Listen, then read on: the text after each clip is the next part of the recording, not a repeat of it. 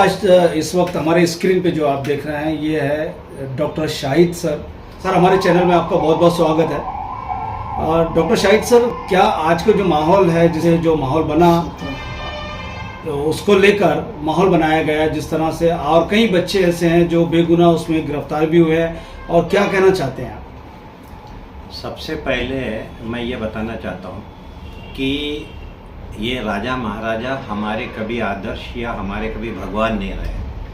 हम कभी भी राजा महाराजाओं के आदर्श को लेकर इस्लाम में हम कभी आगे नहीं बढ़े। इस बात का सबने नोंद करना चाहिए कि हम मानते हैं किसको? हम मानते हैं हमारे मोहम्मद पैगंबर जी को, हम मानते हैं ख्वाजा गरीब नवाज को, हम मानते हैं बाबा ताजुद्दीन को। मैं डॉक्टर शाहिद अली जाफरी, मैं पेडियाट्रिशियन हूँ और मेरा जन्म भी नागपुर में हुआ है और मेरा शिक्षण भी नागपुर में हुआ है। मेरी पूरी प्रैक्टिस नागपुर में रही है और मैं ज़्यादातर हिंदू मोहल्ले में ही रहा हूँ। मैंने कभी भी इतना द्वेष लोगों के मन में इस्लाम के बारे में नहीं देखा। और ये सबसे बड़ी जो चूक हुई है, ये औरंगजेब को इन्होंने आदर्श मान के उसका जो वो था पुतला जो जलाना था, तो उसमें हम लोगों को कोई भी वो नहीं था, ऑब्जेक्शन नहीं था। लेकिन औरंगजेब के आड़ में, एक राजा के आड़ में उन्होंने रमज़ान के महीने में, जब ये रमज़ान का महीना ऐसा महीना है कि जिसमें कुरान शरीफ के आयतें नाजिल हुई है ना, धरती पे आई है, और वो धरती पे आई हुई आयतों को रमज़ान के महीने में जलाना, ये इतनी बड़ी बात है कि इसमें कोई भी साधारण से साधारण मुस्लिम भाई भड़क जाएगा।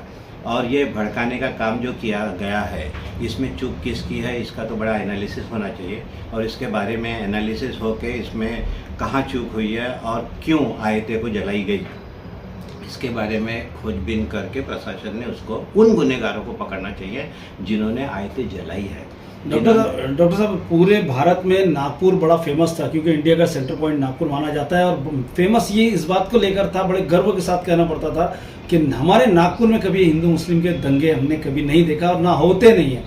क्या लगता है आपको कि कहीं ना कहीं कलंकित किया गया है नागपुर को? नागपुर को सुनियोजित ढंग से कलंकित किया गया है और ये जो है शरारती तत्व, ये अपनी रोजी रोटी सेकने के लिए आजकल तो लोगों को राजनीति में बहुत इंटरेस्ट आने लगा है और वो नेता बनने के चक्कर में ये सब हरकतें करते हैं, और यही हरकतों का परिणाम है कि इतना बड़ा दंगा हो गया और लोग भड़क गए, दोनों तरफ के लोग भड़क गए। जबकि ये फेलुअर ऑफ प्रशासन है।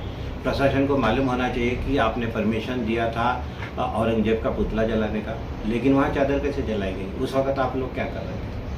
तो सबसे बड़ी गलती तो प्रशासन की है, पुलिस डिपार्टमेंट की है। और वो पुलिस डिपार्टमेंट ने ये बात को ध्यान में रखना चाहिए कि अगर बात निकलेंगी तो बहुत अंदर तक जाएगी, और उसमें ये गलती पुलिस डिपार्टमेंट की बहुत ज़्यादा है।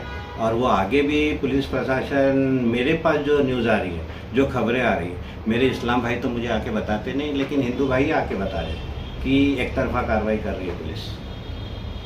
क्या लगता है आपको, इसमें ऐसे कई बच्चे भी गिरफ्तार हुए हैं जो कॉलेज पढ़ने के लिए आए थे, कोई डॉक्टरी, कोई इंजीनियरिंग कर रहा था, बाहर के भी आए थे, उनको भी पुलिस ने उठा के लेके चली? ज़्यादातर जो लोग वहाँ पे भीड़ जो आई उस वक़्त, वो नमाज़ पढ़ने के बाद, लोग रोज़ा खोलने के बाद, तरावी की जो नमाज रहती वो पढ़ने के बाद जो लोग बाहर निकले, तो उनको टारगेट किया गया और उनको पकड़ा गया।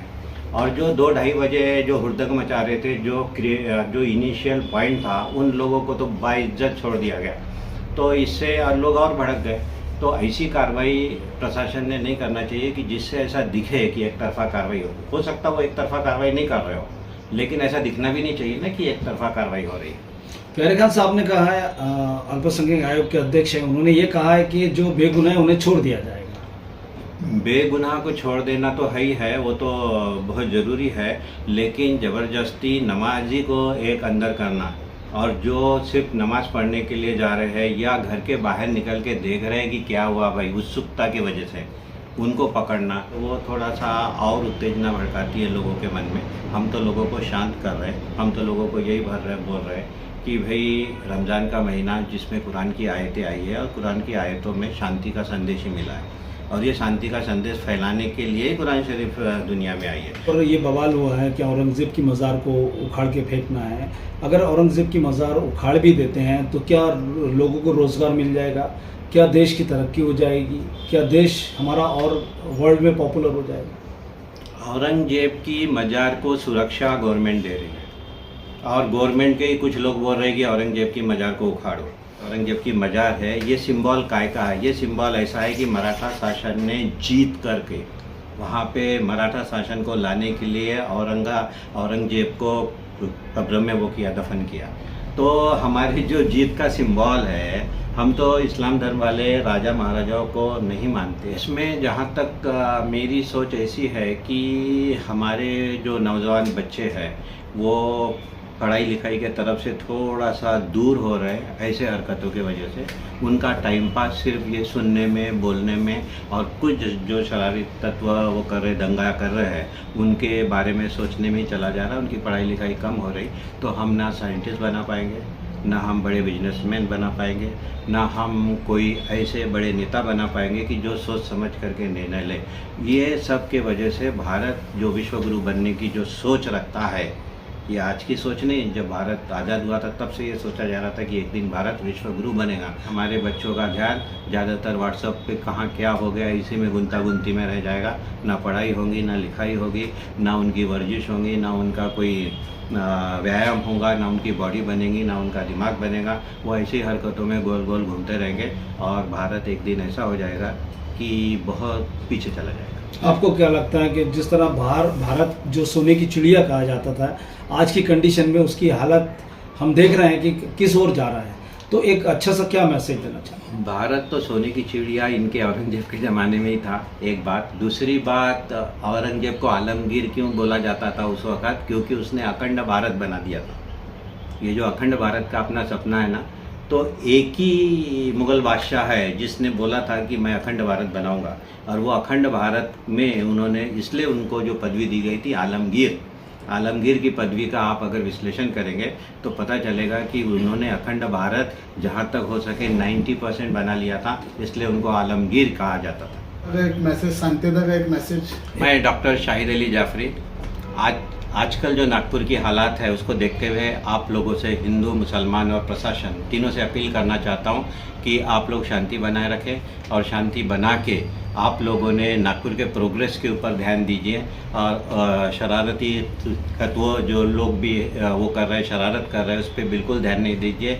उनको वो करने के लिए प्रशासन हमारा बहुत कामयाबी से काम कर रहा है, लेकिन प्रशासन ने भी शांति बना के ये सब काम करना चाहिए, इतना मैं उनको संदेश देता हूँ।